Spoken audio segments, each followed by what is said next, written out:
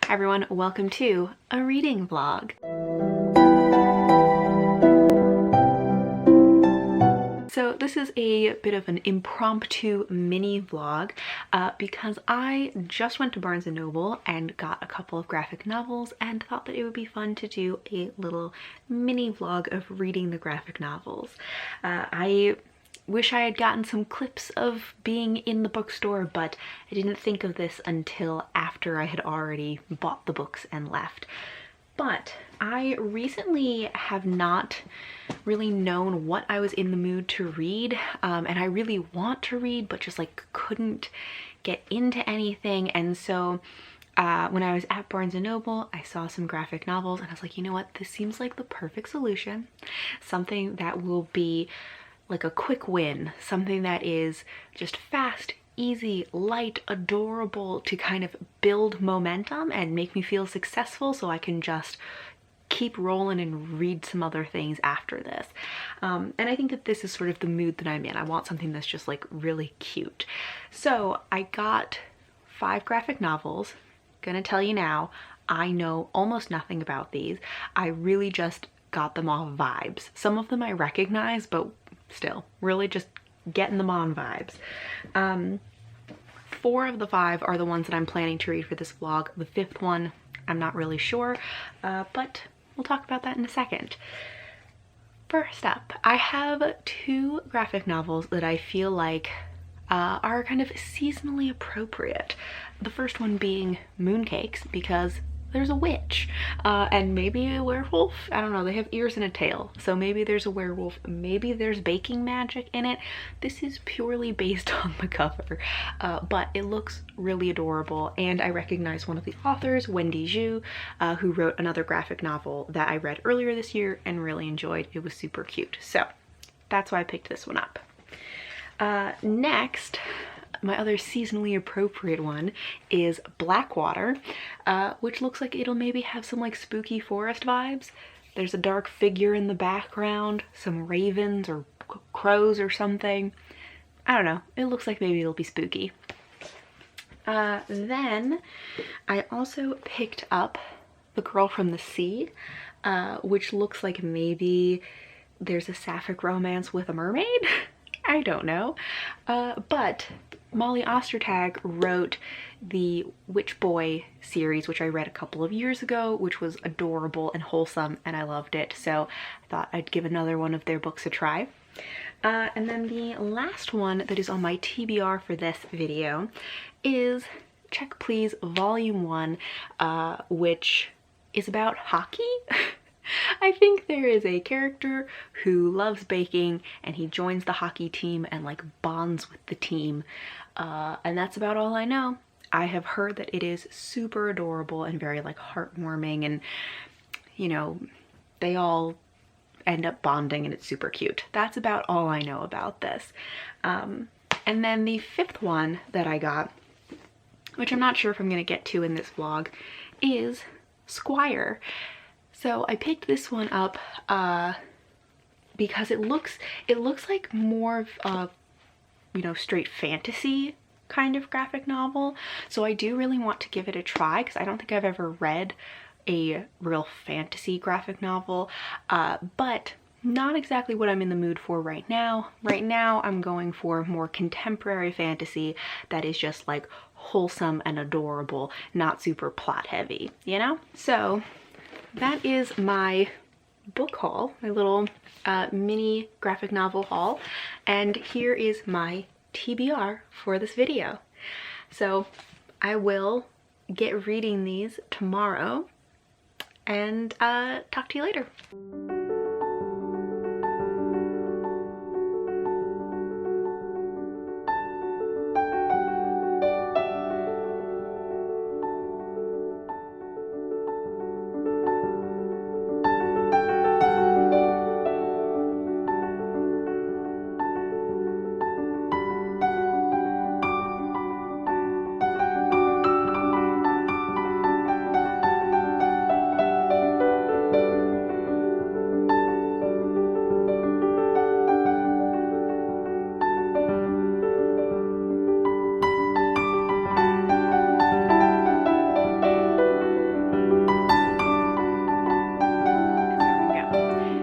morning. So this morning I read Mooncakes, which was super adorable, just the kind of thing that I wanted.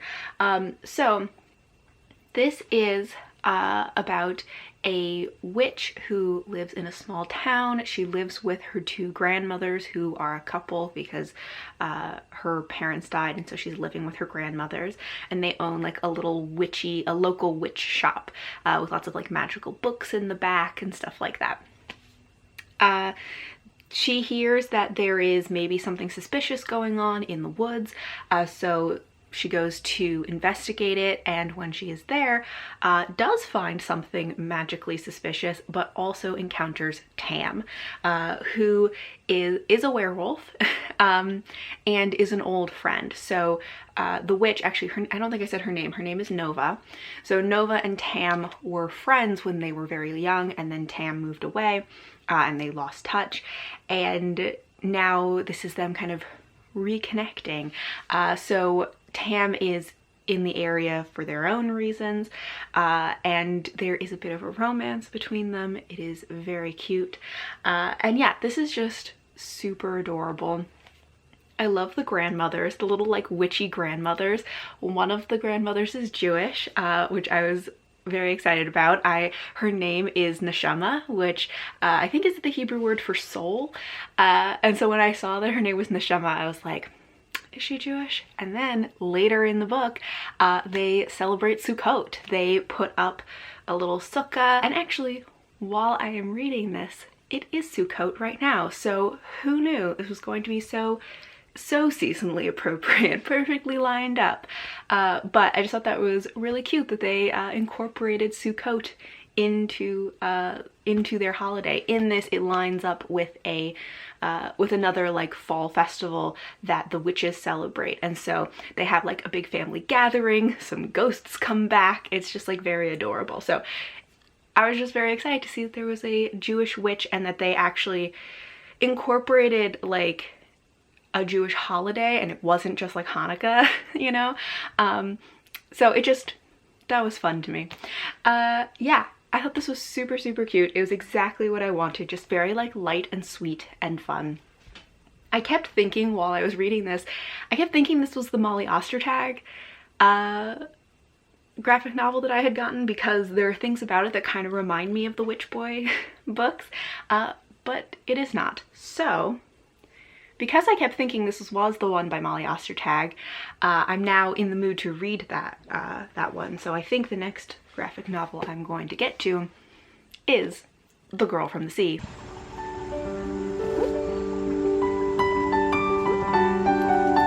Are you investigating?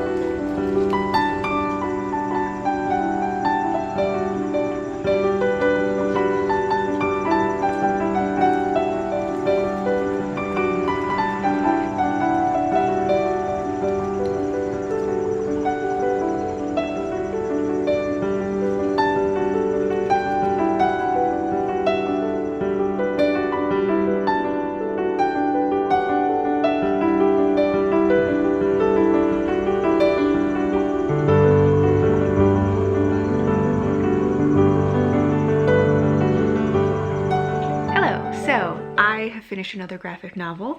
I read The Girl from the Sea by Molly Ostertag, and again, this was adorable. It was very cute and fun.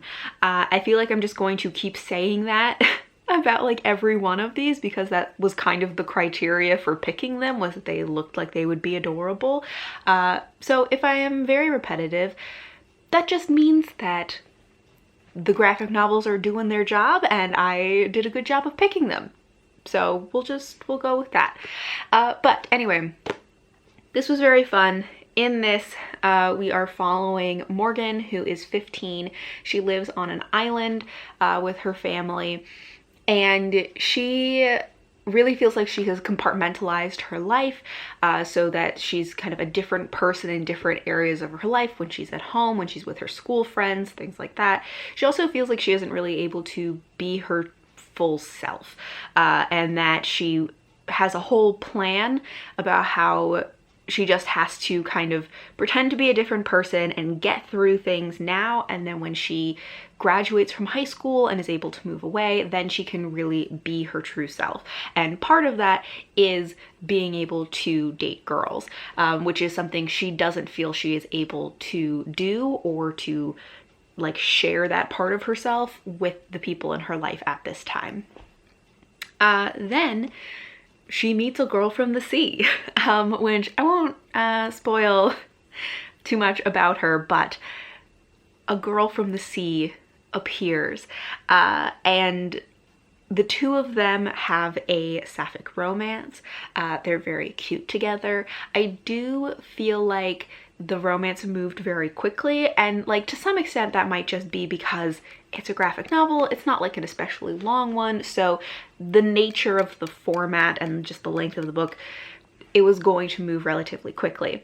However, I have read some other graphic novels that had romances in them that were somehow made to feel like they were slower and had more build up to them, a little more like emotion or tension or whatever it was. So I think it may somewhat be just the nature of the format and length, but also I still feel like maybe it could have been built up a little bit more. But overall, I still enjoyed their romance. And this has life lessons about being your true self and living your life to the fullest, and being willing to change plans when your old plans don't serve you anymore. I think that I liked Mooncakes a little bit more than this because it did feel like the pacing of both the story and the relationships was just worked better for me. But this was very fun. Now, okay, so for my next graphic novel, my choices are between Blackwater and Check Please. I think that I'm going to go with Blackwater next because that is my other like paranormal fantasy-ish one. Check Please I don't think has any paranormal or fantasy elements to it. It's purely contemporary. So I think I'm going to just kind of keep going with the paranormal or fantasy elements and then read Check Please last. Although I also think that Blackwater looks like it's going to be the least like cute, you know? So we'll see. But yeah, that is next up on the graphic novel agenda.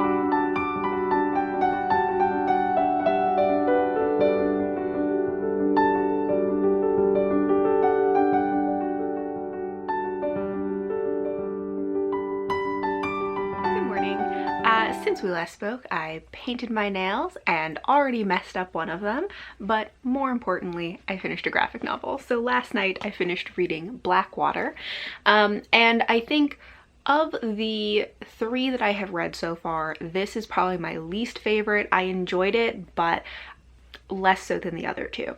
Part of that could just be user error in that this is the least like cute one, and I kind of knew that I wanted something that was just like adorable, wholesome, but I picked this up because it just seemed kind of seasonally appropriate. So it may be partially my fault, just because this isn't exactly what I was in the mood for, but I wanted to pick it up because it seemed like a good autumnal read. Anyway, to explain a little bit about what this is about, in it we're following two main characters, Tony and Eli. They go to high school together, and at the beginning of the story, they don't really know each other. They don't interact. Tony is popular in school. He's a track star, but he has a difficult relationship with his father at home. He is kind of very angry with his father, but also desperately trying to get his father's attention and approval. So it is a difficult like push-pull relationship between the two of them. Eli is a trans guy who also has an autoimmune disorder, which means that he misses a lot of school. Teachers aren't very nice to him, and he sometimes gets bullied at school as well. One of the people who bullies him is actually one of Tony's friends. And this is part of what actually spurs Tony to get to know Eli better, because he's very uncomfortable with his friend bullying Eli. The two of them become friends eventually, and there is a romance between them. And there's also some like stuff about werewolves going on as well. And Tony has a friend who is like this goth girl who's very into like ghosts and doing rituals and stuff like that.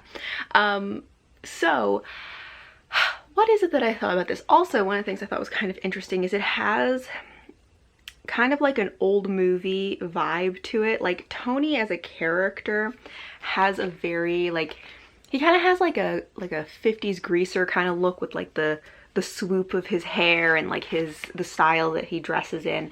But also the entire graphic novel is in black and white, except for like the like chapter heading pages. So it has this sort of like old movie feel to it. I thought that the friendship and then romance between the main characters was all right. There are things where like the way in which things like start out between them, it didn't totally make sense to me, like why they were sort of drawn together. And I think that has less to do with like the need for specific reasoning and more to do with the need for that kind of relational tension. That was a thing that I felt like the relationship needed more tension, needed more build up. Also, in this, Eli, I believe, is Jewish. This is because there is a point where like you see there's a Jewish star in his bedroom. I think there's a menorah in the background of one of the scenes. And so it's kind of interesting to me that there have been 2 graphic novels so far that unexpectedly had Jewish characters in it. And I personally liked the way it was done in Mooncakes better, because I don't love, like, there's nothing inherently wrong with it, but I'm just kind of like, like underwhelmed when Jewish representation and things is just like, oh, and you can see that they're wearing a Jewish star, or like, oh, and there's like a menorah or something like that, and it doesn't have any other impact on the character or the story or anything else, and it feels very irrelevant to anything. And what I liked about the way that it was done in Mooncakes is that it was a part of the character's life. It didn't completely take over anything about the story or the character, but it was clearer that the character was Jewish because in the storyline, they actively celebrated Sukkot, which also just the fact that they chose a Jewish holiday that was not Hanukkah is incredible, because honestly Hanukkah's not a very important holiday. It's just that the one that everyone knows because they treat it as a Christmas equivalent. And so I just enjoyed the way that it was done in Mooncakes better than the way that it was done in this. Not that there was anything wrong with this, it was just sort of like, okay, like why was that there? Anyway, so this was okay. I didn't love it, I didn't hate it, it was fine. But now that I have finished this, I am going to move on to Check Please, which I think will get me back around to just adorable territory in graphic novels is what I'm thinking.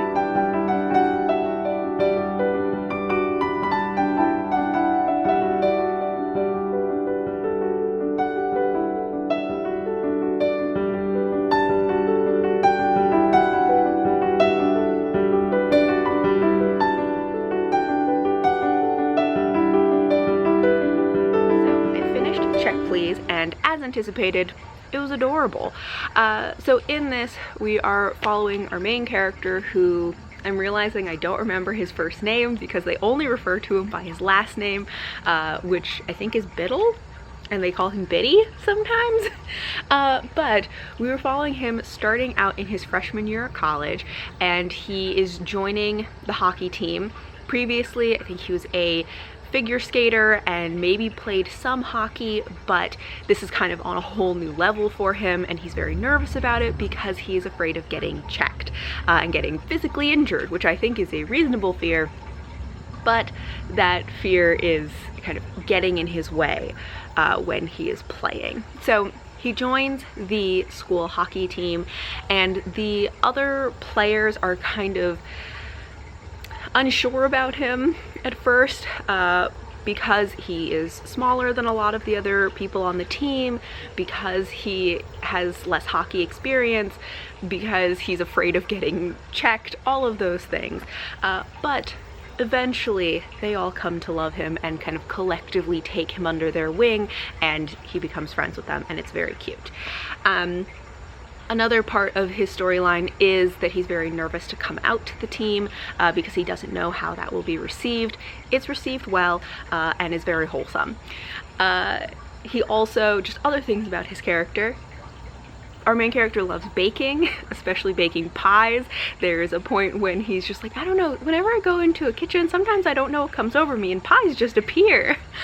So he's just like, he's a little cinnamon roll who loves baking, and he just loves making other people happy and feel, he just wants other people to be happy and feel comfortable and all of that, and is very sweet. Also, he has a vlogging channel, so we do get parts of him vlogging kind of interspersed throughout the story, where he will kind of give you either insight into how he's feeling, how relationships are going with people on the team. It will also kind of help move the story along more quickly and kind of recap chunks of time that the story may have skipped, things like that. There were times when the story feels a little, I don't know if episodic is the right word, but it does skip over a lot of stuff because it really only focuses on the high points, either like relational high points of moments, him interacting with the team that are important, or like hockey highlights when it's like, oh, this is the big game that has kind of, will have emotional impact on the characters. So there are large chunks of time that are really skimmed over and like recapped in his little vlogging sections. And so I'm kind of two minds about that, because in some ways I'm kind of like, I would like to see more of the downtime with the characters, and I feel like a lot of times that's how you really get to know characters, in those more downtime moments. But also, like, this doesn't actually have a lot about hockey in it, and I'm like, I kind of appreciate that as a non-sports person. Like, if there was too much about hockey in it, I probably would have just skimmed those parts anyway. So, I don't know, like, I enjoyed this. I thought it was very cute. I do feel like maybe there could have been a little more time spent on those like quiet, slower character relationship moments, so that I felt a little bit more emotionally connected to them, but it was still just like wholesome and adorable, and I liked it a lot. So that is my last graphic novel for this little graphic novel reading vlog. I think that this was a really good choice for me. I think this is just like exactly what I needed right now, is to just read a couple of like really quick, cute graphic novels, partially because I think that's what I was in the mood for, and partially because since I haven't really known what I was in the mood to read recently, and I've been having a hard time kind of getting into the flow of reading. I feel like these were just kind of like a quick win that built up momentum so that I feel more ready to dive into like a full book. Like the other day I started reading a book and I'm feeling very motivated for it.